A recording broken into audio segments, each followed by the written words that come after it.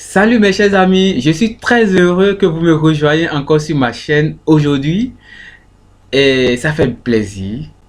Ne cessez pas de partager, de liker et aussi de vous abonner. Merci de le faire. Alors, je m'appelle Frank Ozias Adoudba, je suis un passionné de la lecture, un passionné de la culture, mais aussi un passionné de l'homme. Alors, j'ai passé les 8 dernières années à être formé en philosophie et en théologie et en plusieurs autres choses. Et aujourd'hui, je sens qu'il faut que je mette tout cela au service de ceux qui se sentent un peu découragés, un peu désespérés, afin qu'ils découvrent la confiance en eux-mêmes pour se dire capables de créer et de vivre une vie totalement réussie, une vie méritée, qu'ils soient chrétiens ou qu'ils soient musulmans, qu'ils soient croyants ou non. Alors c'est dans cet esprit que j'ai commencé par travailler sur ce que nous pouvons appeler l'esprit humain.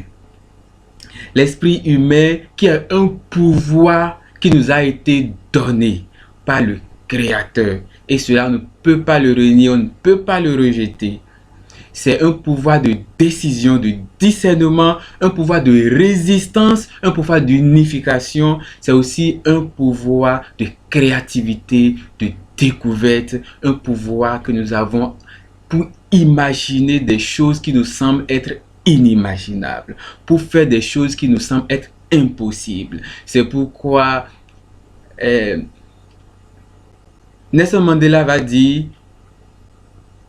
tu penseras que cela est impossible jusqu'à ce que tu ne le fasses. Donc c'est pour vous dire que rien n'est impossible. Saint Paul dit: je peux tout en celui qui me fortifie, parce qu'il sait qu'il y a une présence plus forte que lui, qui est au fond de lui. Et c'est dans cette dynamique-là que nous pouvons mettre notre vie au service de la vie dans tous ses aspects, comme le dit Amadou Hampâté-Bâ, sans peur. Parce qu'un peuple qui a peur, un peuple qui ne peut aller nulle part, un peuple qui ne peut rien créer, comme le dit le théologien béninois Alphonse Queneau. Voilà. Aujourd'hui, je voudrais insister sur le cœur humain. Le cœur humain, non seulement comme un lieu sensoriel, un lieu physiologique, mais beaucoup plus comme un lieu d'affectivité, un lieu de sentiments, un lieu d'émotion. Les sentiments les plus universels qu'on retrouve chez tout le monde. Et c'est pourquoi Cooper, que j'avais déjà cité ici une fois, dira toujours dans son poème de résistance contre l'esclavage que la peau peut être différente, mais chez le blanc comme le noir, l'affection demeure la même. Alors le cœur, c'est le lieu de l'affection. C'est donc le lieu où on éprouve, on rencontre l'amour. C'est le lieu donc de la présence de celui que nous aimons en nous. Et c'est pourquoi Gandhi va dire: il n'y a pas de revoir à dire à quelqu'un, parce que où que la personne soit, cette personne sera toujours dans mon cœur. Parce qu'il a de l'affection pour cette personne. Donc c'est dans le cœur que nous gardons ce que nous aimons et ce que nous aimons. Voilà. L'amour se ressent par le cœur et dans le cœur. Et le cœur devient donc un lieu de présence, une demeure. Mais Saint Augustin va faire plus. Il va faire du cœur un lieu d'intimité. C'est pourquoi il va dire, Saint Augustin, c'est un théologien, un philosophe africain dans l'Algérie ancienne, et dans les 4e, il est mort autour du 4e siècle. C'est un pasteur de l'église d'Hippone. Il va dire ceci: tu nous as fait Seigneur pour toi, et notre cœur est sans repos tant qu'il ne demeure en toi.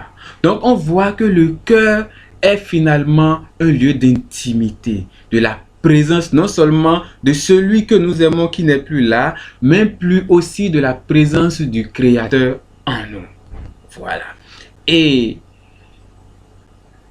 la petite juive Etty Elioussou, une mystique qui est morte dans les camps de concentration à Auschwitz, va dire ceci: je crois que la vie m'impose des exigences hautes et a des projets grands sur moi, à condition que je ne sois pas fermé à ma voix intérieure, que je lui obéisse, que je lui reste sincère et que je lui sois disponible sans rejeter pour autant tout ce qui pèse sur moi. Alors donc, le cœur devient le lieu de l'écoute, le lieu intérieur de l'écoute, le lieu intérieur de l'appel.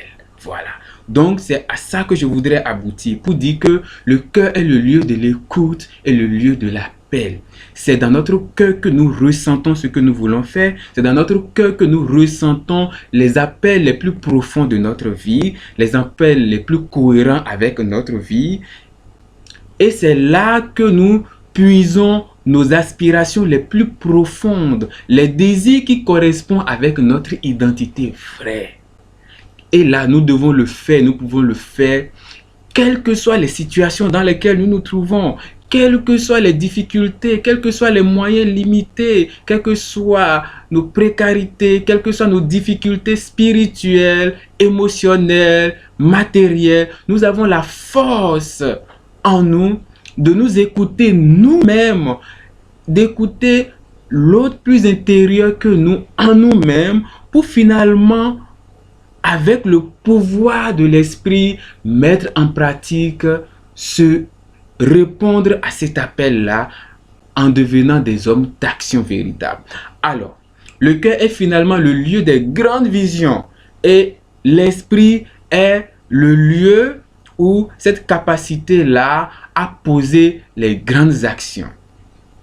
C'est pourquoi Nelson Mandela va dire ceci: sans vision, pas d'action. Et sans action, pas de vision. Il faut toujours que la vision et l'action aillent de pair pour que nous soyons des hommes nouveaux, des hommes différents. Alors c'est quand nous faisons cet exercice intérieur que nous devenons des hommes différents. Et chacun doit faire ce travail. C'est difficile, c'est bien difficile, c'est exigeant, c'est répugnant, mais il faut le faire. Il faut se donner du temps.